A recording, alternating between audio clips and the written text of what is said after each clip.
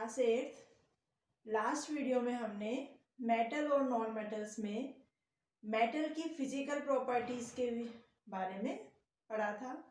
अब आज हम केमिकल प्रॉपर्टीज ऑफ मेटल्स पढ़ेंगे। तो first, reaction with oxygen. Metals जो होते हैं ऑक्सीजन के साथ रिएक्ट करते हैं और रिएक्ट करके अपने ऑक्साइड्स बनाते हैं।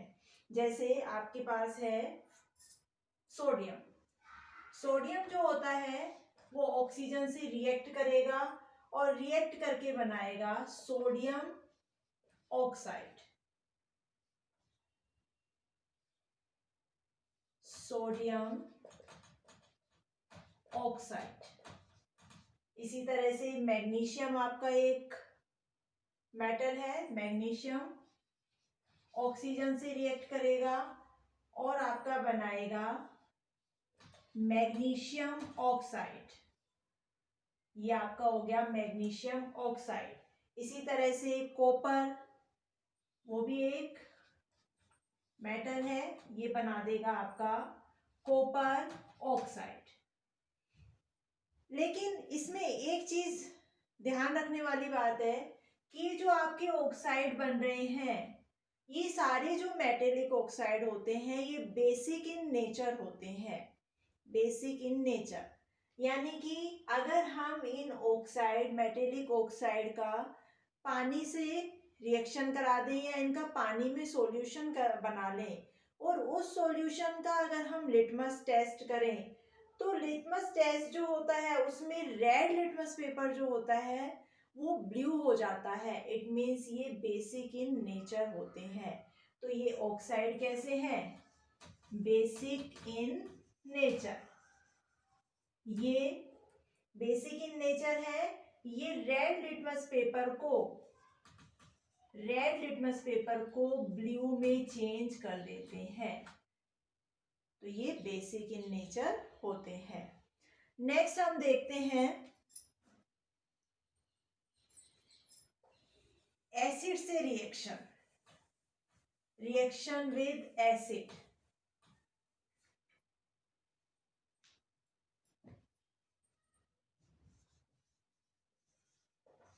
Reaction with acid.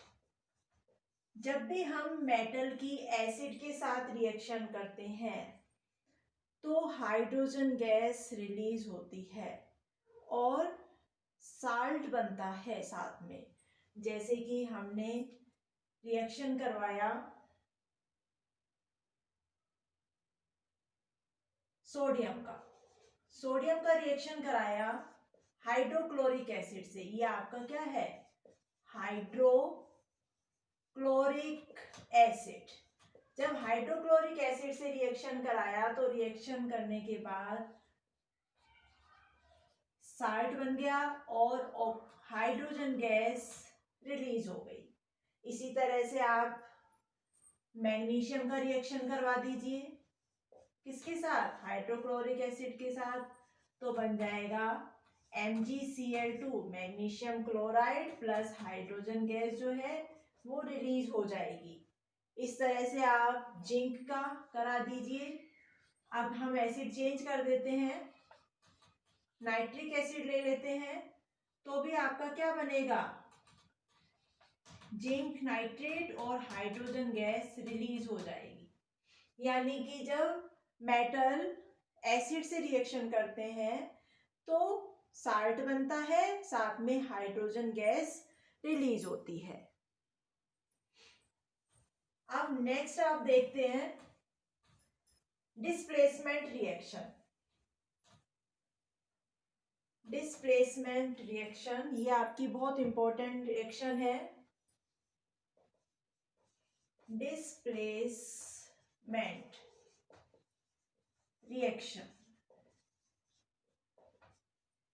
Displacement reaction के अंदर जो हमने रिएक्टिविटी सीरीज देखी थी उसमें जो ज्यादा रिएक्टिव मेटल्स हैं वो कम रिएक्टिव मेटल्स को डिस्प्लेस करते हैं। डिस्प्लेस कहां से करते हैं? उनके साल्ट में से। जैसे कम रिएक्टिव मेटल का कोई साल्ट है, अगर उसमें ज़्यादा रिएक्टिव मेटल डाला जाए तो कम रिएक्टिव मेटल के साल्ट में से वो मेटल अलग हो जाएगा और उसकी जगह ले लेगा ज़्यादा रिएक्टिव मेटल। इसका एग्जाम्पल देखिए, जैसे कि आपके पास मैग्नीशियम है, मैग्नीशियम ने कॉपर सल्फेट के साथ रिएक्शन करी और जैसा कि हमें पता है copper is less reactive than magnesium, तो अब क्या होगा, मैग्नीशियम कॉपर की जगह ले लेगा और कॉपर को अलग कर देगा। जैसे एक स्ट्रॉन्ग स्टूडेंट वीक स्टूडेंट को, जो कि फिजिकली वीक है, उसको धक्का देके उसकी सीट पर कब्जा कर लेता है, तो मैग्नीशियम ने किसकी सीट पे कब्जा कर लिया, कॉपर की सीट पर कब्जा कर लिया। इसी तरह से zinc is also much reactive than copper, तो अब क्या करेगा, जिंक कॉपर की जगह ले लेगा और कॉपर को अलग कर देगा। ये आपकी होती है डिस्प्लेसमेंट रिएक्शन। अब आपकी यूज ऑफ मेटल्स, मेटल्स की यूज में सबसे पहला तो कंडक्टिविटी पे बेस्ड है। कंडक्टिविटी पे यूज देखें तो कंडक्टिविटी पे मेटल्स हीट के और इलेक्ट्रिसिटी के गुड कंडक्टर होते हैं। इसी वजह से मेटल्स को यूटेंसिल्स के लिए काम में लिया जाता है। मेनली जो यूटेंसिल्स बने होते हैं वो मेटल्स के बने होते हैं, जिसमें फेरस, कॉपर और एल्यूमिनियम मेन है, क्योंकि गुड कंडक्टर ऑफ हीट होते हैं। Metals are good conductor of electricity also. So wires जो बनती हैं वो भी मेटल्स की ही बनती हैं, क्योंकि ये आराम से इलेक्ट्रिसिटी को कंडक्ट कर देते हैं। और थर्मामीटर में मरकरी यूज होता है, that is also a metal. इसके अलावा आपका जो